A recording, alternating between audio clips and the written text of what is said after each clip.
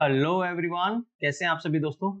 तो आज मैं आप सभी के लिए एनएचपीसी जेई का जो शिफ्ट 1 हुआ था 5 अप्रैल 2022 को, इसका पार्ट नंबर 2 लेके आया हूं। इसका पार्ट नंबर 1 ऑलरेडी चैनल पर अपलोड कर दिया गया है, तो आप अभी नहीं देखे उसे तो देख लीजिए। इस पार्ट 2 में हम लोग रिमेनिंग क्वेश्चन जो टेक्निकल पार्ट के हैं उनको कवर करने वाले हैं। तो आइए चलिए स्टार्ट करते हैं। तो देखिए दोस्तों, ये आपको पहला क्वेश्चन दे रखा है। A ring shaped core with a cross sectional area of 400 mm square carries a total flux of 10 milliweber. Find the flux density। बहुत ही सिंपल सा क्वेश्चन है, फ्लक्स डेंसिटी निकालना है। तो B का फॉर्मूला क्या होता है, फाई अपॉन ए होता है, flux per unit area. Flux आपको दे रखा है 10 milliweber divide by 400 millimetre square. तो मिलीमीटर की जगह हो जाएगा 10 की पावर माइनस का 6 मीटर स्क्वायर। ठीक है, तो ये कितना आ जाएगा दोस्त, ये आ जाएगा 1/40 मतलब 1.025 इंटू 10 की पावर 3, तो 25 टेस्ला आ जाएगा जी। Answer will be D. Very simple question. अगले क्वेश्चन की तरफ चलते हैं। अगला क्वेश्चन तो भाई और भी ज्यादा सिंपल है, केवीएल का क्वेश्चन है। आपको V2 निकालना है, तो पहले आप करंट निकाल दीजिए। करंट कैसे आएगा, total voltage divide by total resistance, मतलब 100 प्लस 300 प्लस 400। तो जो V2 होगा वो कितना होगा, 400 इंटू आई। 400 इंटू आई, तो 400 इंटू 12 डिवाइड बाय नीचे कितना बन गया, 400 400 800 बन गया। तो कितना आ जाएगा 2, ये हो जाएगा 6 वोल्ट आ जाएगा। खत्म क्वेश्चन, बहुत ही सिंपल सा क्वेश्चन था। अगला क्वेश्चन बोल रहा है the peak point voltage and the valley point voltage are characteristics of a. ये किसके कैरेक्टरिस्टिक्स है, तो पीक पॉइंट और वैली पॉइंट किस के ग्राफ में होते हैं। तो भाई जेनर डायोड दे रखा है, tunnel diode, varactor diode, Schottky diode. तो आप बहुत अच्छे से जानते होंगे ये तो सर टनल डायोड के ग्राफिकल कैरेक्टरिस्टिक्स में होते हैं। देखिए किस तरीके का होता है ग्राफ। देखो ये टनल डायोड का सिंबल है जिसमें ऐसा टी सा बना होता है, ऐसा टी बना होता है, ये सिंबल है। ये इसका ग्राफ है। ये ग्राफ में यहाँ पे पीक पॉइंट आ गया और ये वैली पॉइंट आ गया। तो ये पीक पॉइंट और ये वैली पॉइंट दोनों की दोनों इसमें मेंशन है। उसके बीच में कौन सा रीजन है, नेगेटिव रेजिस्टेंस रीजन होता है। जैसे जैसे वोल्टेज बढ़ता है वैसे वैसे करंट जो है वो क्या हो जाती है, डिक्रीज होती जाती है। करंट क्या हो रही है, डिक्रीज हो रही है। ठीक है, इसे नेगेटिव रेजिस्टेंस रीजन कहते हैं। अब जो टनल डायोड है उसके बारे में याद क्या रखना है कि ये highly doped PN junction diode है। ये टनलिंग प्रिंसिपल पे काम करता है और इसकी जो डिप्लीशन विड्थ है वो बहुत ही नैरो होती है। जितना ज्यादा डोपिंग उतनी पतली डिप्लीशन विड्थ, समझे। और इसमें क्या है, नेगेटिव रेजिस्टेंस रीजन है, ये आप सब जानते ही हैं। ठीक है, चलो भाई बहुत बढ़िया। अगला क्वेश्चन बोल रहा है कि आर्क लैंप का एप्लीकेशन क्या होगा। तो आर्क लैंप कौन से लैंप होते हैं, जो कि ट्रांसफॉर्मर का यूज करते हैं। ठीक है ना, वोल्टेज को स्टेप डाउन करने के लिए और करंट स्टेप अप हो जाता है। ठीक है ना, तो बेसिकली इसका यूज किसमें करते हैं, देखो ये पूरा का पूरा चार्ट मैं आपके लिए लेके आया हूं। यहां से आप सारे के सारे एप्लीकेशंस रिवाइज कर सकते हो। फिलहाल हमसे आर्क लैंप के बारे में बात करें तो वो कार्बन आर्क लैंप होता है। और कार्बन आर्क लैंप को दोस्तों हम यूज करते हैं किसमें, सिनेमा प्रोजेक्टर्स में, सर्च लाइट में, या फिर फ्लैश कैमरा के अंदर यूज करते हैं। बाकी सारे लिखे हुए हैं, आप आराम से स्क्रीनशॉट लेके इसको पढ़ लीजिएगा। ठीक है, तो भाई किस में यूज करेंगे, आर्क लैंप्स को हम लोग फ्लैश कैमरास में यूज करेंगे। ठीक है ना, चलिए बहुत ही बढ़िया। अगला क्वेश्चन देखिए, with reference to synchronous motors state true या false for the following statement. तो synchronous compensator is a synchronous motor running without a mechanical load. क्या ये बात सही है, बिल्कुल करेक्ट बात है। जो सिंक्रोनस कंपनसेटर होता है उसमें कोई भी लोड कनेक्ट नहीं किया जाता, इसको सिंक्रोनस कंडेंसर भी कहते हैं, सिंक्रोनस कंडेंसर। और आप सब ये भी जानते होंगे कि सिंक्रोनस कंडेंसर कब बनता है, जब एक सिंक्रोनस मोटर को ओवर एक्साइटेड कंडीशन पे चलाते हैं। जी हाँ, तो जब synchronous motor over excited condition पे चलती है उसे सिंक्रोनस कंडेंसर कहते हैं। तो ये स्टेटमेंट सही है क्योंकि मैकेनिकल लोड उसमें कनेक्ट नहीं होता। For same output and voltage rating, a synchronous motor is costlier than an induction motor। जी हाँ दोस्तों, ये भी एक सही बात है। सिंक्रोनस मोटर क्या होती है, ज्यादा कॉस्टली होती है। ठीक है ना, इंडक्शन मोटर के कंपैरिजन में। तो ये आंसर हो जाएगा B, true and true, both are true. Okay, अभी इसी तरीके के स्टेटमेंट वाले क्वेश्चंस पेपर में काफी ज्यादा देखने को मिल रहे हैं, ट्रू फॉल्स वाले। चलो, a half wave voltage doubler consists of dash diodes। Half wave, तो ये ऐसा मत सोचने लग जाना कि सर हाफ वेव रेक्टिफायर उसमें तो एक ही होता है, वो नहीं सोचना है। हाफ वेव वोल्टेज डबलर, तो वोल्टेज को डबल करना है। तो ये देखो ये सर्किट होता है, ये सर्किट होता है। जिसमें ये सप्लाई दी है, यहाँ पे कैपेसिटर, फिर डायोड, फिर कैपेसिटर, और यहाँ पे आउटपुट वोल्टेज 2 VM मिल गया। कितना मिल गया? 2 VM मिल जाएगा आउटपुट वोल्टेज। तो इसे कहते हैं voltage doubler, voltage doubler, half wave voltage doubler. इसमें इनपुट आप देते हैं कुछ इस तरीके से साइनसोइडल, और जो आउटपुट मिलता है वो आपको डीसी वोल्टेज मिलता है कुछ इस तरीके से, ठीक है ना, ये 2 VM मैक्सिमम वैल्यू। फिर यहाँ पे मैंने वोल्टेज क्वाड्रप्लर भी लिया है आप लोगों के लिए। देखिए यहाँ पे सप्लाई वोल्टेज VM लगाया है, तो यहाँ पे 4 डायोड यूज होंगे इस तरीके से, और यहाँ पे जो आउटपुट वोल्टेज मिलेगा वो ये 4 VM होगा। कितना होगा? ये 4 VM हो जाएगा, ठीक है। तो वोल्टेज क्वाड्रप्लर है ये। यहाँ पे तो डबलर पूछा है, कितने डायोड है? 2 डायोड है, तो आंसर क्या हो जाएगा? सिंपल सा हमारा 2। वोल्टेज डबलर में 2 डायोड होते हैं, ओके, 2 कैपेसिटर भी होते हैं। चलो बहुत बढ़िया भाई। अब आ जाओ इस क्वेश्चन पे। अब बहुत सारे इलेक्ट्रिकल इंजीनियर्स, वैसे तो मैं मानता हूं कि अगर पेपर में ये क्वेश्चन आ जाता तो आप इसे स्किप कर देते तो ज्यादा बेहतर रहता, क्योंकि शायद आपको इसके बारे में ना पता हो। लेकिन मैं यहाँ पे भाई आपको सिखाने आया हूं, तो मैं तो इसके बारे में आपको थोड़ा सा एक्सप्लेन करूंगा, तो थोड़ा सुनो। Which of the following flow meter works on the principle of Bernoulli's theorem? Mechanical engineering का क्वेश्चन है, फ्लूइड मैकेनिक्स का। बर्नौलीज थ्योरम क्या प्रिंसिपल है, पहले वो समझाता हूं। देखो बहुत ही सिंपल है, ऐसा कुछ नहीं है। ये बर्नौलीज की इक्वेशन है, जिसमें ये कहा जाता है कि प्रेशर, काइनेटिक एनर्जी और पोटेंशियल एनर्जी, इन तीनों का सम क्या रहता है? कांस्टेंट रहता है, ठीक है। तो यहां पे आप देखो, यहां पे आपका क्या है? एरिया ज्यादा है, ये A1 एरिया है, ये क्या है? A1 एरिया है। इस जगह आपका एरिया ज्यादा है, और इस जगह आपका एरिया क्या है? कम है।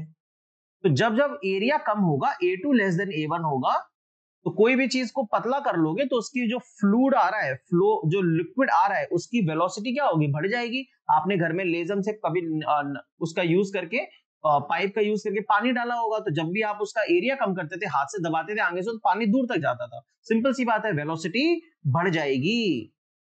लेकिन बर्नौलीज थ्योरम ने क्या बताया कि जब जब वेलोसिटी बढ़ेगी तब तक प्रेशर क्या हो जाएगा? कम हो जाएगा। ये बर्नौलीज का प्रिंसिपल है। अब हमारा कौन सा डिवाइस इनमें से काम करता है इस प्रिंसिपल पे? तो वो है ऑरिफिस मीटर। ऑरिफिस मीटर उस पे काम करता है। ऑरिफिस मीटर देखिए, मैंने ये तो मेजरमेंट में आप लोगों को पढ़ाया भी है, ठीक है, तो ऐसा नहीं है कि ये कराया नहीं है। ट्रांसड्यूसर्स के अंदर हम इसको पढ़ते हैं। तो ये ऑरिफिस प्लेट है, इसमें ये लिक्विड आ रहा है, और यहाँ पे ये प्लेट लगाई गई है, तो ये रही प्लेट। एक्चुअल में ये होता है, कुछ नहीं होता ऑरिफिस प्लेट, बस ये जो लेंस जैसा दिख रहा है ना, जिसमें छोटे छोटे चीजें, इसी को ऑरिफिस प्लेट कह देते हैं। तो लग के सुन के लगता है कि पता नहीं क्या बहुत बड़ी चीज है, ऐसी सिंपल सी चीज है ना। इस प्लेट में से पानी निकलता है तो उसकी वेलोसिटी बढ़ जाती है, और प्रेशर क्या हो जाता है? कम हो जाता है। आपको याद ये रखना है, क्योंकि ये एसएससी जेईई में आ चुका है। ऑरिफिस प्लेट में डिस्चार्ज कोएफिशिएंट 0.6 होता है, और परसेंटेज लॉस 60 to 70% होता है। 2017 के एसएससी जेईई में आया था ये, तो ये डेटा नोट कर लेना, ठीक है। चलो, तो इसका आंसर हो जाएगा ऑरिफिस मीटर। क्वेश्चन खत्म। अगले क्वेश्चन पे चलते हैं। Single phase transformer 400 volt primary है, 1000 टर्न सेकेंडरी है। प्राइमरी 500 वोल्ट से कनेक्ट है, तो सेकेंडरी का वोल्टेज कितना होगा? ये तो भाई इतना ज्यादा टफ है कि मेरे से बनेगा ही नहीं, आप भी नहीं बना पाओगे शायद, है ना। बहुत ज्यादा टफ क्वेश्चन पूछ लेता है भाई ये। 500 वोल्ट प्राइमरी का है, सेकेंडरी के टर्न्स 1000 है, प्राइमरी के टर्न्स 400 हैं, तो V2 आ जाएगा 500 इंटू 10/4, 500 इंटू 10/4, ठीक है। तो ये कितना हो जाएगा भाई? 1250 वोल्ट हो जाएगा। कितना आ जाएगा? 1250 volt. In the following circuit find the total current supplied by the battery. अब देखो इस क्वेश्चन में थोड़ा सा बच्चे कंफ्यूज हो सकते हैं। वो क्या करेंगे, यहाँ पे 15 इंटू 10 अपन 15 प्लस 10 ऐसा कुछ कर देंगे, ठीक है। लेकिन वो जब अलग अलग बल्ब की रेटिंग दी होती है तब होता है ना। सबकी अपनी अपनी वोल्टेज रेटिंग हो, तब पावर कंजम्पशन। नॉर्मली हमेशा याद रखना, नॉर्मली अगर आपको कभी भी ऐसे दे रखा हो डायरेक्ट सर्किट में रेटिंग, तो आप डायरेक्टली जोड़ देना और टोटल करंट निकाल लेना, ठीक है। तो टोटल करंट के लिए टोटल पावर निकालना पड़ेगा। टोटल पावर हो जाएगा 15 और 10 25 प्लस 20 45 वॉट। 45 वॉट आ जाएगा, तो करंट कितना आ जाएगा? 45 पावर डिवाइड बाय वोल्टेज 9, मतलब 5 एम्पियर। सिंपल सा क्वेश्चन है, खत्म। और वैसे भी फिर हम और अभी ज्यादा दिमाग लगाने का कोई मतलब नहीं है, ऑफिशियल आंसर भी यही है। अब देखिए दोस्तों, इस क्वेश्चन को पढ़िए। यहाँ पे आपसे पूछा है the ratio of operating capacity to the available capacity of open delta connection. अब ज्यादातर स्टूडेंट्स इस क्वेश्चन में क्या गलती करेंगे जल्दबाजी में, कि जैसे ही ओपन डेल्टा दिखा नहीं, जैसे सूत की, उन्होंने सीधे डी ऑप्शन लगा दिया और काम उनका तमाम। क्यों? क्योंकि ओपन डेल्टा में ये वो क्वेश्चन नहीं है। वो होता है कि ओपन डेल्टा की कितनी rating with respect to delta delta कितनी होगी, तो 0.577 टाइम्स होगी। लेकिन यहाँ पे कुछ अलग पूछ रहा है। देखो समझाता हूं क्या पूछ रहा है। ऑपरेटिंग कैपेसिटी और अवेलेबल कैपेसिटी का क्या मतलब है? देखो भाई, ये आपका नॉर्मल वीवी कनेक्शन दे रखा है, ओपन डेल्टा कनेक्शन है। ये आपकी लाइन करंट बराबर √3 टाइम्स ऑफ फेज करंट किस में होती है, हमारे डेल्टा कनेक्शन में होती है। लेकिन जब ओपन डेल्टा हो जाता है तो लाइन करंट किसके बराबर होती है, फेज करंट के बराबर हो जाती है। अब ऑपरेटिंग और अवेलेबल, अवेलेबल का मतलब होता है एक ट्रांसफार्मर प्लस दो ट्रांसफार्मर, एक तो खराब हो गया तो दोनों ट्रांसफार्मर से कितनी रेटिंग अवेलेबल है। तो पहले ट्रांसफार्मर की रेटिंग क्या होगी, V इंटू आई, दूसरे ट्रांसफार्मर की भी रेटिंग कितनी होगी, V इंटू आई, तो दोनों को मिला के कितनी अवेलेबल है, 2VI। कौन सा VI, VPH IPH। क्या ये बात समझ में आ गई, जी हाँ, ये मैक्सिमम कैपेसिटी है, मैक्सिमम इतनी अवेलेबल होती है। लेकिन ऑपरेटिंग कैपेसिटी हम निकालते ही हैं। ऑपरेटिंग कैपेसिटी क्या होता है, ऑपरेटिंग कैपेसिटी क्या होता है मेरे भाई, नॉर्मल जो क्लोज डेल्टा होता है उसमें क्या होता है, √3 VL IL या फिर 3 VPH IPH, यही तो लिखते हो आप नॉर्मल डेल्टा डेल्टा के लिए, है ना जी। तो ओपन डेल्टा के लिए क्या लिखोगे, ओपन डेल्टा के लिए VV क्या लिखोगे, √3 VL IL। लेकिन यहाँ पे √3 तो √3 है, VL VPH होता है डेल्टा में, लेकिन IL तो IPH के डायरेक्टली बराबर है, तो IPH। ये हो गई आपकी ऑपरेटिंग कैपेसिटी, √3 VPH IPH। इन दोनों का रेशियो पूछ रहा है, तो operating capacity with respect to available, available capacity कितना हो जाएगा मेरे भाई, √3/2 मतलब 0.866। ये इसका आंसर आएगा। ठीक है, बहुत ही अच्छा क्वेश्चन था ये वाला। आंसर क्या आएगा, सी। ये मत लगा देना 0.57। ठीक है, चलो अब देखो इस क्वेश्चन को। Dash is a semiconductor device with a PN junction that converts light into electrical current. मतलब लाइट आ रही है और करंट में बदल रही है।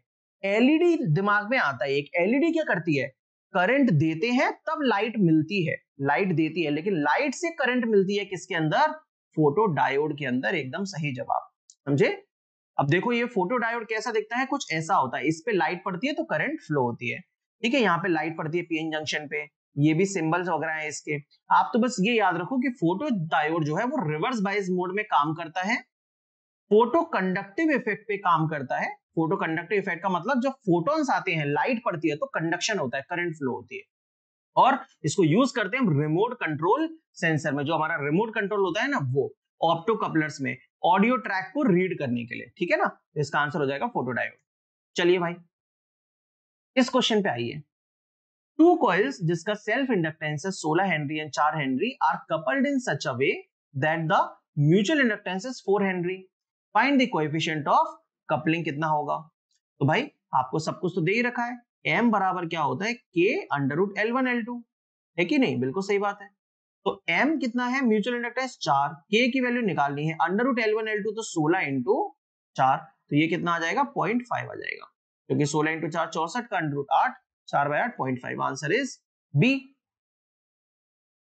इस क्वेश्चन में डीसी मशीन में the dash serves as a return path for the pole flux. तो फ्लक्स किससे रिटर्न होके आता है, जब मैग्नेटिक फील्ड से, जब पोल से निकलता है आर्मेचर में जाता है, फिर रिटर्न होके किससे आता है, सब जानते हैं भाई, योक से रिटर्न होके आता है। ठीक है ना, चलो डायग्राम देखो, इसमें क्या दिखा रहा है, डायग्राम में बहुत अच्छी चीज दिखा रहा है। ये एक पोल है, यहां से देखिए नॉर्थ से निकला, ऐसे गया और रिटर्न होके ऐसे आया, पूरा का पूरा इस पोल से निकला कितना 5, लेकिन यहाँ कितना गया 5/2, यहाँ कितना गया 5/2, तो योग से जो फ्लक्स जाता है वो कितना होता है 5/2 होता है। ये भी क्वेश्चन पेपर में आ चुका है, एक योग से कितना फ्लक्स जाता है 5/2, ठीक है, आधा फ्लक्स जाता है। अगला क्वेश्चन देख लीजिए, बहुत ही सिंपल है, सीआरओ का क्वेश्चन है। बोल रहा है जब आइडेंटिकल साइनसॉइड वोल्टेजेस अप्लाई करेंगे विद 0 डिग्री फेज डिफरेंस तो क्या बनेगा, लेसाजूस फिगर क्या होगा। तो फाई इक्वल टू 0 डिग्री के लिए आप सब जानते हैं क्या बनेगा मेरे भाई, एक स्ट्रेट लाइन बनेगी जिसका स्लोप क्या होगा 45 डिग्री, या पॉजिटिव स्लोप होगा, पॉजिटिव स्लोप। ठीक है, किसके लिए, 0 डिग्री के लिए, फाई इक्वल टू 0 डिग्री के लिए, 180 डिग्री के लिए नेगेटिव वाली बन जाती, तो straight line with positive slope, simple. अब ये देख लो यार, यूटिलाइजेशन का क्वेश्चन है ना, यहाँ पे क्या दे रखा है भाई, विच of the following is a non fusion welding. Non fusion welding कौन सी है, ठीक है, तो देखो दोस्तों, ये भयानक सा एक पूरा का पूरा वेल्डिंग का चार्ट है, इसमें सारे टाइप की वेल्डिंग मैंने आपके लिए प्रेजेंट कर दी है, टाइप्स ऑफ वेल्डिंग। तो नॉन फ्यूजन वेल्डिंग का मतलब होता है प्रेशर वेल्डिंग, एक ऐसी वेल्डिंग जिसमें हम मटेरियल को बिल्कुल लिक्विड स्टेट तक नहीं मेल्ट करते, प्लास्टिक स्टेट तक मेल्ट करते हैं, सेमी सॉलिड टाइप का कुछ, फिर उसमें थोड़ा सा प्रेशर लगा के उसको फ्यूज कर देते हैं, उसको वेल्ड कर दिया जाता है। तो उसमें आपका सबसे इंपॉर्टेंट होता है भाई क्या, रेजिस्टेंस वेल्डिंग, सबसे इंपॉर्टेंट उसका एग्जांपल है, रेजिस्टेंस वेल्डिंग एग्जांपल है। और क्या आता है इसके अंदर, देखो ये फोर्ज वेल्डिंग भी आ रहा है, समझे, ये फोर्ज वेल्डिंग भी इसका एग्जांपल है। फिर फ्रिक्शन है, अल्ट्रासोनिक है, ऑक्सी एसिटिलीन है, ये सारे के सारे नॉन फ्यूजन वेल्डिंग के एग्जांपल हैं। तो फ्यूजन वेल्डिंग का सबसे इंपॉर्टेंट एग्जांपल क्या है, ये तीनों, ये सब पूरा ही है, ये पूरा ही आपको याद रखना है, carbon arc, metal arc, electron beam, electro slag, electro gas. तो इसीलिए इसका आंसर क्या हो जाएगा, नॉन फ्यूजन वेल्डिंग का एक ही एग्जांपल है फोर्ज, बाकी सब inert gas, carbon arc, submerged arc, सब आपका फ्यूजन वेल्डिंग का एग्जांपल है। फ्यूजन वेल्डिंग मतलब इसमें पूरा का पूरा लिक्विड स्टेट तक मेल्ट कर लेते हैं और अपने आप ही वो फ्यूज हो जाता है, तो इसमें कोई प्रेशर नहीं लगाना पड़ता। चलो, डीसी मोटर के लिए कौन सा स्टेटमेंट सही है, difference between armature torque and shaft torque is also known as lost torque. सही बात है, क्यों, क्योंकि जितना भी टॉर्क आपका डेवलप होगा आर्मेचर में जितना भी डेवलप होगा उसमें से कुछ लॉस होके कहां जाएगा, ये जाएगा शाफ्ट पे, तो शाफ्ट टॉर्क मिल जाएगा। तो बीच में जो लॉस होगा वो क्या होगा, मोटर में इलेक्ट्रिकल इनपुट आया, आर्मेचर में डेवलप हुआ, फिर वो मोटर ने घूमना स्टार्ट किया, तो रोटेशनल लॉसेस हो जाएंगे। क्या हो जाएंगे, रोटेशनल लॉसेस। तो जब डेवलप्ड टॉर्क में से शाफ्ट टॉर्क माइनस करेंगे तो क्या बचेगा, लॉस्ट टॉर्क बचेगा, करेक्ट बात है। फिर increase in flux would decrease the torque, क्या ऐसा होता है, जी नहीं, ऐसा नहीं होता। टॉर्क तो फ्लक्स इनटू आर्मेचर करंट के प्रोपोर्शनल होता है, फ्लक्स बढ़ाएंगे तो टॉर्क भी बढ़ेगा, सिंपल सी बात है। तो ये स्टेटमेंट गलत हो गया, आंसर हो गया ट्रू फॉल्स, मतलब डी। अगले क्वेश्चन पे देखो भाई, कौन सा इनमें से कैरेक्टरिस्टिक नहीं है किसका, शेडेड पोल का। तो क्या उसकी एफिशिएंसी लो होती है, बिल्कुल। क्या स्टार्टिंग टॉर्क भी छोटा होता है, जी हाँ। क्या ओवरलोड कैपेसिटी कम होती है, जी हाँ। लेकिन क्या हाई ओवरलोड कैपेसिटी होती है, बहुत ज्यादा लोड झेल सकती है, नहीं भाई, बच्चों जैसी होती है, टॉयज में लगती है, हेयर ड्रायर में लगती है, बहुत ज्यादा ओवरलोड कैसे झेलेगी, तो ये कैरेक्टरिस्टिक उसका नहीं है। बाकी उसके कैरेक्टरिस्टिक्स हैं, इसको हटा देता हूं मैं, ठीक है ना, बिल्कुल सही। तो यहाँ पे आपके लिए मैं ये पूरा का पूरा डेटा भी पूरा सामने के सामने आपका लिख दिया, इससे पूरा शेडेड पोल का जो भी भूलने वाला डेटा सब रिवाइज हो जाएगा। वेरी लो स्टार्टिंग टॉर्क कितना, 40 to 80% of full load. Very low efficiency कितनी, बहुत बार एग्जाम में आई है, 5 से 35%। पावर फैक्टर भी बहुत कम होता है, 0.5 से 0.6, और स्लिप काफी ज्यादा होती है, 10 से 25%। इनको मैन्युफैक्चर करते हैं 5 वाट से लेके 100 से 150 वाट की रेटिंग पे, और ये 1 आरपीएम की स्पीड तक भी जा सकती है। इनका सबसे फेमस एग्जांपल होता है दोस्तों टॉयज और हेयर ड्रायर। काफी बार एग्जाम में इलेक्ट्रिक क्लॉक के बारे में भी पूछा गया है, ठीक है, तो इसलिए आपको ये याद रखना होगा, ठीक है ना भाई। चलिए, एक क्वेश्चन से मैंने आपको कितने सारे क्वेश्चन तैयार करवा दिए, यही मेरा स्टाइल है भाई, यही स्टाइल है। चलो, अब देखो, A three-phase induction motor has 8 poles, supply frequency है 60 हर्ट्ज, स्पीड ऑफ आरएमएफ कितना होगा, तो बहुत ही सिंपल है, 120 इंटू 60 डिवाइड बाय 8, 8 से 120 कटता है 15 बार में, ये आ गया 900 आरपीएम, खत्म क्वेश्चन। D, D 900 RPM. अब क्या क्वेश्चन पूछ रहा है, टेम्परेचर कोएफिशिएंट ऑफ रेजिस्टेंस निकालना है सिलिकॉन के लिए और कॉपर के लिए। सिलिकॉन एक सेमीकंडक्टर मटेरियल है, नेगेटिव। कॉपर एक कंडक्टर है, पॉजिटिव। देख लीजिए, positive coefficient for conductors, zero coefficient होता है यहाँ पे सुपर कंडक्टर्स का, और नेगेटिव कोएफिशिएंट होता है इंसुलेटर्स और सेमीकंडक्टर्स का, ठीक है ना। तो इंसुलेटर इसके लिए नेगेटिव और यहाँ पे पॉजिटिव, पहले नेगेटिव फिर पॉजिटिव, कहाँ है आंसर भाई, बी, ठीक है, सिंपल।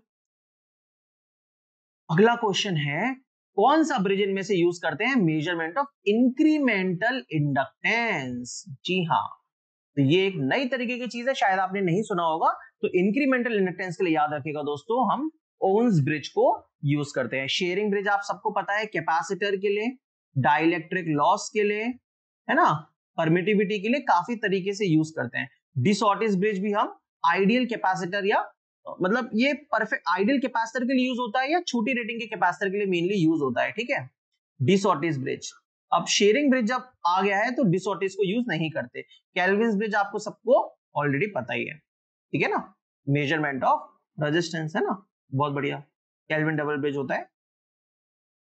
ये देखिए भाई, अब यहाँ पे क्या लेके आया हूं मैं, पूरा का पूरा काम खत्म, सब कुछ यहाँ पे मेंशन है, एक बार में पूरा का पूरा डिवीजन है। इसको एक बार पॉज करके पूरा देख लेना भाई, सब कुछ रिवाइज हो जाएगा। Kelvin double bridge, low resistance दे रखा है, Carey Foster, Wheatstone, loss of charge, megger, सब कुछ दे रखा है, ठीक है। यहाँ पे सारे एसी ब्रिजेस भी दे रखे हैं, क्लियर। यही भाई फिर से बोलूंगा, यही ऋषभ सर का स्टाइल है भाई। चलो आगे, एक क्वेश्चन से 10 क्वेश्चन, ठीक है, एक तीर से 10 शिकार सीधे। A dielectric material is allowed to accumulate the charge through a 2.5 ampere current. Charge दे रखा है इतना, टाइम कितना लगेगा? बच्चों वाला क्वेश्चन है। Q equal to I into T, T बराबर हो जाएगा 40/2.5, ठीक है। तो ये जाएगा 16 बार में जाएगा, आई थिंक, है ना, 16 सेकेंड्स, बिल्कुल सही, A is correct answer. The unit of reluctivity is, पहले हमें ये चार्ट देखना होगा कि रिलक्टिविटी किसके जैसा होता है। आप ऐसे समझो, रिलक्टेंस से बना है रिलक्टिविटी, रिलक्टेंस का सगा भाई है रिलक्टिविटी, जैसे ही रेजिस्टेंस का सगा भाई है रेजिस्टिविटी। अब जो रेजिस्टिविटी है और रिलक्टिविटी है, ये एक दूसरे के क्या होते हैं, एनालॉगस होते हैं, पहली बात तो, ठीक है। बात इतनी समझ में आई? बिल्कुल समझ में आ गई मास्टर साहब। और मैं ये भी बोल सकता हूं कि जो कंडक्टिविटी है वो किसके एनालॉगस होगा, परमेबिलिटी के एनालॉगस होगा। अब ये क्यों बता रहे हो, सुनो तो सही भाई। कंडक्टिविटी की यूनिट क्या होती है, कंडक्टिविटी की यूनिट होती है ओम पर मीटर। रेजिस्टिविटी की, सॉरी, मोह पर मीटर, सॉरी, मोह पर मीटर है, साइमंस पर मीटर, ओम नहीं बोलते, मोह बोलते हैं, या साइमंस। रेजिस्टिविटी की होती है ओम मीटर, सही बात, बिल्कुल सही बात। अब परमेबिलिटी की यूनिट क्या होती है, हेनरी पर मीटर, हाँ या ना, बिल्कुल सही बात है। अब तुम्हें ये सोचना है कि रेजिस्टिविटी और कंडक्टिविटी का रेशियो क्या होता है, उल्टा होता है ना, ओम मीटर का उल्टा ये कर देंगे तो ये और ये भी एक दूसरे का उल्टा होगा। तो परमेबिलिटी की जब हेनरी पर मीटर है तो रिलक्टिविटी की क्या हो जाएगी, बिल्कुल सही जवाब मेरे भाई, मीटर पर हेनरी हो जाएगी, समझे ना। इस तरीके से रिलेट करना है, आंसर हो गया डी, ठीक है। चलिए, यहाँ पे बाकी सब दे रखा है, कौन किसके एनालॉगस है, परमियंस, कंडक्टेंस के, है ना, रिलक्टेंस, रेजिस्टेंस के, बाकी सब है, आप आराम से देख सकते हो। चलो भाई, अब ये एक फैक्चुअल डेटा वाला क्वेश्चन है। आई डोंट नो आप में से कितने लोग जानते होंगे, बट आप इसको एज अ डेटा मान के याद कर लीजिएगा इस क्वेश्चन को।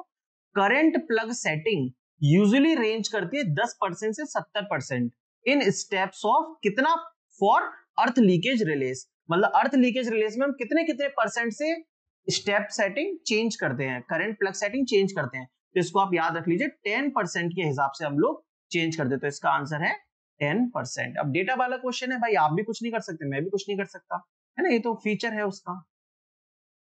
चलिए, पैरेलल सर्किट में dash is the quantity analogous to reactance. तो अभी बताया था रिएक्टेंस इन सीरीज सर्किट, मतलब सीरीज में रिएक्टेंस है तो पैरेलल में उसका भाई कौन, सब जानते हैं भाई, क्या हो जाएगा, ससेप्टेंस हो जाएगा। रेजिस्टेंस का कंडक्टेंस हो गया और रिएक्टेंस का ससेप्टेंस हो जाएगा। जैसे कि ये देखो, यहाँ पे सीरीज सर्किट है, ये सीरीज में लगा हुआ है तो इंपेडेंस, रेजिस्टेंस, रिएक्टेंस। ये पैरेलल सर्किट है तो यहाँ पे एडमिटेंस होता है, एडमिटेंस, कंडक्टेंस, ससेप्टेंस, ठीक है। तो चलिए ससेप्टेंस हो जाएगा, बहुत बढ़िया। अब बोल रहा है इंडक्शन मोटर में द सिंक्रोनस स्पीड कितनी होती है। तो सिंक्रोनस स्पीड देखिए डायरेक्टली प्रोपोर्शनल टू फ्रीक्वेंसी होती है, बिल्कुल सही बात है। कितना होता है, 120f/p। तो डायरेक्टली प्रोपोर्शनल टू फ्रीक्वेंसी तो है ही है, कोई दिक्कत ही नहीं, इसमें तो क्वेश्चन ही खत्म। अब क्या पूछ रहा है, what is the recommended level of illumination in control rooms of power house. Power houses जो होते हैं, बिजली घर के जो कंट्रोल रूम्स होते हैं, उनमें कितना इल्यूमिनेशन होना चाहिए। तो ये भी अगेन एक फैक्चुअल क्वेश्चन है दोस्तों, आपको मगअप ही करना पड़ेगा। इसका आंसर होता है 300 लक्स। अब मैं आपको आगे जो चार्ट दिखाने जा रहा हूं वो बहुत ज्यादा जरूरी है, क्योंकि इसमें से काफी सारा डेटा पेपर में पूछा गया बहुत बारी। आप इसमें क्या करिए, सबसे पहले इसको याद कर लीजिए, hospital wards, railway yards and corridors, इनमें क्या होता है, सबसे कम इल्यूमिनेशन चाहिए होता है, रेलवे प्लेटफॉर्म पे, हॉस्पिटल के वार्ड्स में, है ना, यहां पर। दूसरा आप लोग याद कर लीजिए यहाँ पे दोस्तों, ये प्रिसीजन वर्क, जो प्रिसीजन वर्क वाली जो चीज होती है ना, ये अब 500, ठीक है। इसके अलावा दोस्तों आप प्रूफ रीडिंग भी यहाँ पे याद कर सकते हैं। प्रूफ रीडिंग का लगभग 100 से 200 याद करने को तो देखो बहुत कुछ किया जा सकता है, लेकिन कितनी कैपेसिटी है जिसको हम याद भी रख सके, पेपर में सही आंसर भी लगा सके, तो मैंने आपको वो बता दिए है, ठीक है। अन्यथा एक क्वेश्चन छोड़ भी देंगे तो कोई दिक्कत नहीं है। अगर नेगेटिव मार्किंग है तो फिर छोड़ दो, अगर याद नहीं है तो नहीं है तो फिर फेल दो, कुछ भी क्या जा रहा है। चलो अब यार देखो, ये जो क्वेश्चन है ना, ये आपको थोड़ा संभल के करना है, क्योंकि काफी जगह इसका आंसर गलत भी दिया रहता है, ठीक है, क्योंकि वो क्वेश्चन ढंग से नहीं पढ़ते। अब बोल रहा है अंडरग्राउंड सिस्टम में, पहली बात तो किसकी बात कर रहा है, अंडरग्राउंड सिस्टम मतलब केबल्स की बात कर रहा है।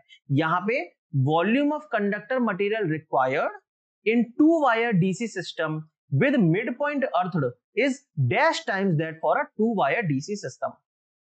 जब भी हम ये वाला टॉपिक पढ़ते हैं तो 2 वायर डीसी सिस्टम को रेफरेंस मानते हैं, इसका जो भी वॉल्यूम होता है उसको रेफरेंस मानते हैं और बाकी सबका इसके कंपैरिजन में बताते हैं। तो पूछा भी वही है, किसका पूछा है, 2 wire DC with mid point earth. मैं आपको पूरा बुक का सॉल्यूशन दिखाता हूं। देखो अगर ओवरहेड सिस्टम की बात हम करेंगे, पूछा अंडरग्राउंड का, लेकिन ओवरहेड का भी रिवाइज कर लो। ओवरहेड सिस्टम में जब 2 वायर डीसी सिस्टम होता है विद 1 कंडक्टर अर्थ, मतलब सिंपल 2 वायर डीसी सिस्टम आपको दे रखा है, तो जो वॉल्यूम आती है कंडक्टर मटेरियल की वो कितनी आती है, ये आ जाती है 4p² rho l square divide by w vm square.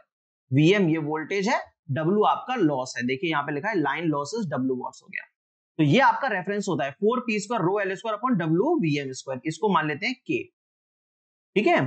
अब दूसरा क्या है, जब डीसी सिस्टम में मिड पॉइंट अर्थ कर दे, तो ओवरहेड सिस्टम में क्या होता है, लाइन से लेके अर्थ के बीच का वोल्टेज Vm होता है, तो ये वोल्टेज 2 Vm हो गया, तो ये फाइनल जो आंसर बनेगा वो बनेगा इतना, ये आपका होता है।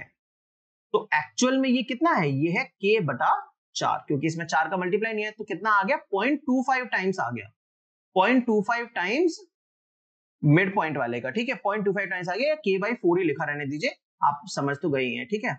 चलो तो ओवरहेड का क्वेश्चन अगर होता तो 1/4 टाइम्स आंसर आ जाता, ठीक है, ये इस डैश टाइम्स तो 1/4 आ जाता, लेकिन क्वेश्चन किसका पूछा है, अंडरग्राउंड सिस्टम का पूछा है, तो अंडरग्राउंड में 2 वायर डीसी सिस्टम का होता है यही 4p² rho l square upon w vm square, ठीक है। लेकिन जब मिड पॉइंट अर्थ होता है तो उसका ये डायग्राम बनता है और उसका जो आंसर होता है वो भी यही होता है 4p² rho l square upon w vm square, मतलब k, मतलब अंडरग्राउंड सिस्टम में चाहे मिड पॉइंट अर्थ हो या सिंपल 2 वायर डीसी सिस्टम हो, वो सेम रहता है, क्या रहता है, सेम, वॉल्यूम सेम रहता है, इसलिए आंसर होगा सी। बहुत ही बढ़िया क्वेश्चन था, ठीक है। चलो आ जाओ भाई आगे, अगला क्वेश्चन बोल रहा है कौन सा ब्रिज है म्यूचुअल इंडक्टेंस देता है, आराम से निकाल सकते हैं, डिसॉर्टी कैपेसिटेंस, ओम्स ब्रिज अभी पढ़ा, incremental inductance, Wien bridge capacitance और फ्रीक्वेंसी दोनों देता है, तो हैवी साइड कैम्बेल ब्रिज इसका आंसर है, ठीक है।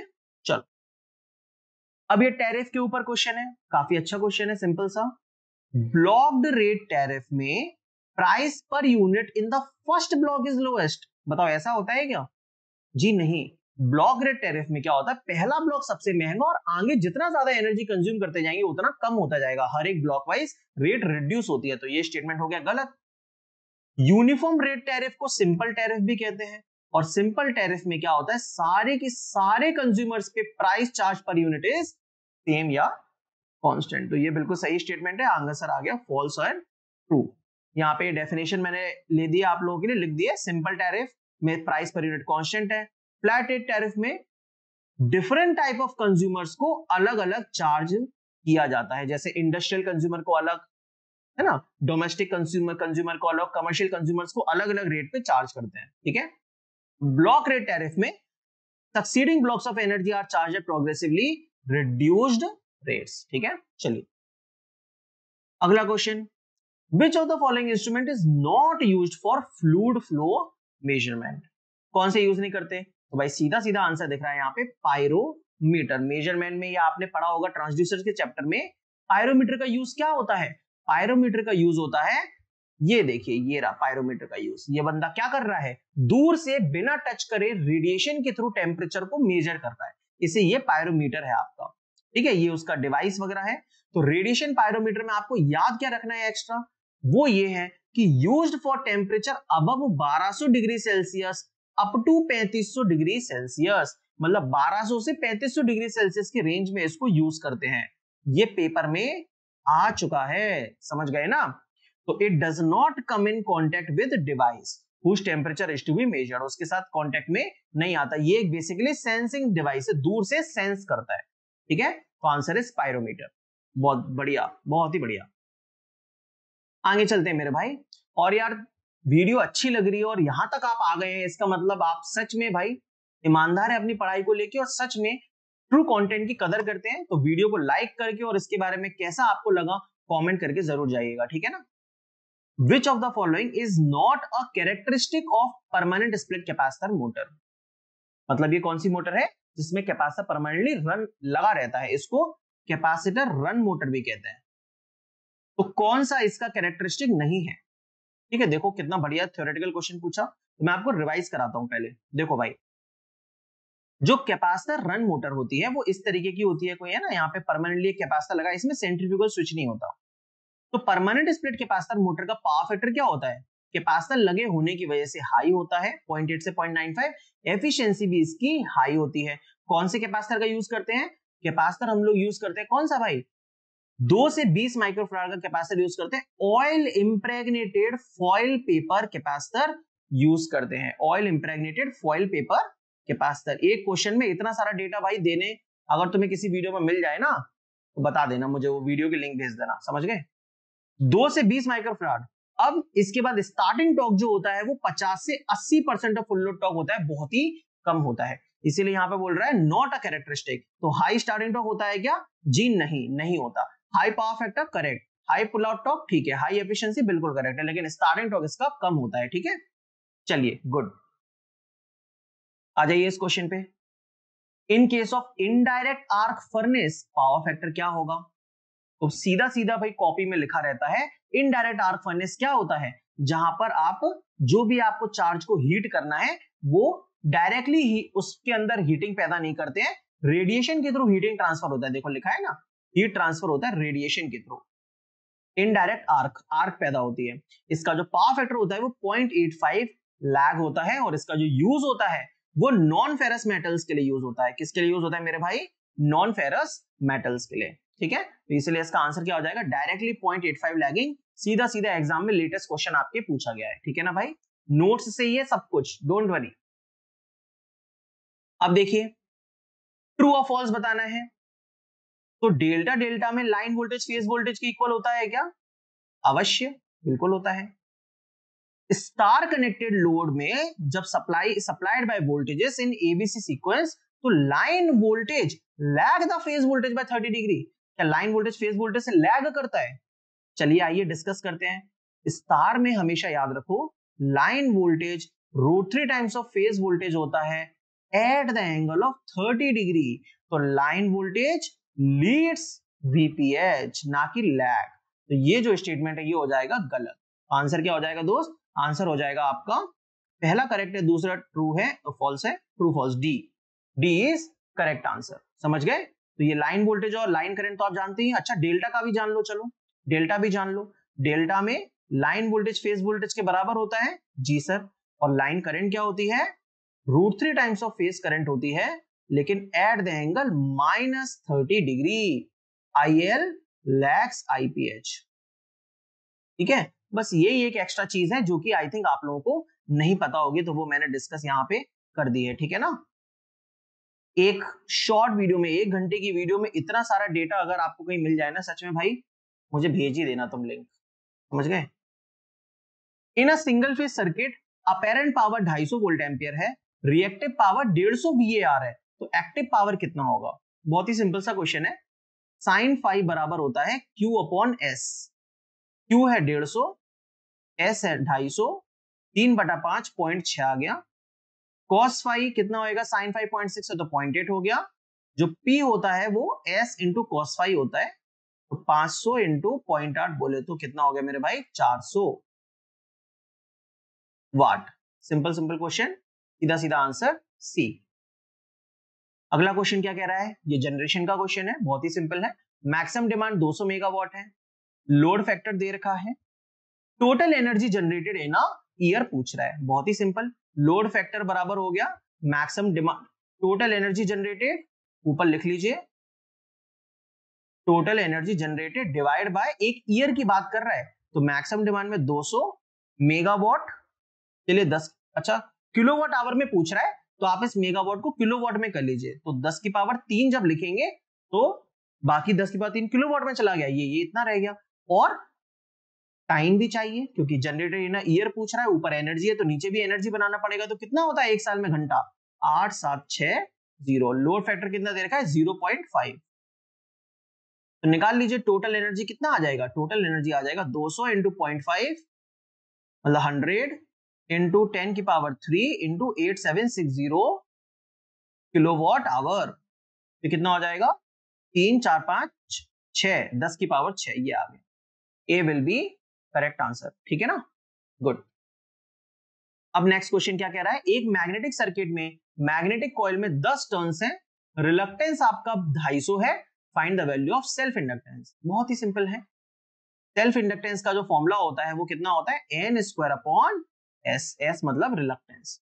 सेल्फ इंडक्टेंस निकालना है, टर्न्स 10 दे रखे हैं, तो 10 इंटू 10 डिवाइड बाय रिलक्टेंस आपका 250, तो 100 अपॉन 250 2/5 मतलब 0.4 हेनरी, 0.4 हेनरी, 0.4 हेनरी, ठीक है ना, 100 बाय 250 2/5 होगा ना, सही बात, 0.4 हेनरी, सी करेक्ट है, यस सर। हे भगवान, अब ये क्या सब क्या देखना पड़ रहा है, ये सिंबल किस चीज का होता है, कैपेसिटेंस का होता है शायद भाई, है ना, कैपेसिटेंस का ही तो होता है, ठीक है, चलो आ जाओ इधर। A typical squirrel cage induction motor will have dash starting torque with dash starting current in direct online. Direct online में क्या होता है, ठीक है, सब कुछ आपकी कॉपी से ही है यार, काहे को टेंशन ले रहे हो। Direct online starter, in this method induction motor start करते हैं रेटेड वोल्टेज पे, है ना, इसमें रिड्यूस वोल्टेज नहीं लगाते, डायरेक्ट ऑनलाइन में डायरेक्ट ही लगा देते हैं, और करंट होता है 5 से 7 गुना, ठीक है, तो करंट कहाँ है 5 से 7 गुना, पहली बात तो उसके बीच में आ रहा है, देखो 5 से 7 के बीच में बिल्कुल 6, तो लाइट करंट बाद में पूछा है ना, with dash starting current, starting current कितनी हो जाएगी आपको 600%, और डैश स्टार्टिंग टॉर्क कितना हो जाएगा 130%, आंसर आ गया डी। अगर नहीं भी पता था स्टार्टिंग टॉर्क तो कोई दिक्कत नहीं, करंट तो मालूम था तो करंट के हिसाब से लगा देते हैं, आंसर डी हो गया, ठीक है, कोई दिक्कत नहीं, अब तो दोनों ही मालूम चल गए। तो स्टार्टिंग टॉर्क होता है 130% और स्टार्टिंग करंट होती है लगभग 600% या 6 टाइम्स। आ जाइए अगले क्वेश्चन पे, dash is the most commonly used material for insulators of overhead lines. Insulator किससे बनता है यार, पोर्सिलेन से बनता है, उसमें क्या ही सोचना, ठीक है, लेकिन इसकी इंपॉर्टेंट बात क्या है, एक और क्वेश्चन बनता है यहां से, क्या कि पोर्सिलेन किस चीज से मिलके बना होता है, तो पोर्सिलेन 3 चीजों से मिलके बना होता है, केओलिन, फेल्सपर, क्वार्ट्ज, इन तीनों को नहीं भूलना है, ठीक है ना, इनसे मिलके बना होता है। इसके साथ ही यहाँ पे ये और 5 क्वेश्चन मैंने कवर कर दिए, इंसुलेटर की प्रॉपर्टीज क्या है, तो हाई इंसुलेशन रेजिस्टेंस होता है, बिल्कुल सही, इंसुलेटर का रेजिस्टेंस ज्यादा, डाइलेक्ट्रिक स्ट्रेंथ बहुत ज्यादा चाहिए, मैकेनिकल स्ट्रेंथ चाहिए ही चाहिए, पोरोसिटी से, क्रैक्स से, इंप्योरिटी से फ्री होना चाहिए, नॉन हाइग्रोस्कोपिक मतलब नो मॉइस्चर, उसके अंदर कोई मॉइस्चर नहीं होना चाहिए, ठीक है ना, और फिर इसके साथ गुड थर्मल कंडक्टिविटी, हीट का डिसिपेट अच्छे से हो, हीट का डिसिपेशन अच्छे से हो, ठीक है। ओ तो this comes to an end of the video दोस्तों, अगर आपने ये वीडियो पूरी देखी और यहां तक आप मुझे देख रहे हैं तो मैं बहुत आप लोगों से खुश हूं भाई। कंटेंट आपको इसी तरीके से इसी लेवल पे मिलेगा इस चैनल पे, ऐसा नहीं कि बस क्वेश्चन उसका आंसर, क्वेश्चन उसका आंसर, वो तो आप जिंदगी भर से करते हुए ही आ रहे हैं, लेकिन मेरा यहाँ पे पर्पस होता है कि एक क्वेश्चन में 5 चीजें कम से कम कवर करवाना, जिस जिस क्वेश्चन में पॉसिबिलिटी बनती है मैं मैक्सिमम चीजें कवर कराता हूँ, और इसको तैयार करने में सच में बहुत मेहनत लगती है, बट आई होप आप इस चीज से बेनिफिट कर रहे हैं। वीडियो अच्छी लगी हो तो लाइक करिएगा, और जिसने भी इंजीनियरिंग इनोवेशन ऐप डाउनलोड नहीं किया है ये ऐप डाउनलोड कर लीजिएगा, आप लोगों के लिए बहुत ही शानदार बैच में स्टार्ट करने जा रहा हूं इसी मंथ, तो मिलते हैं नेक्स्ट वीडियो में, तब तक के लिए शुक्रिया।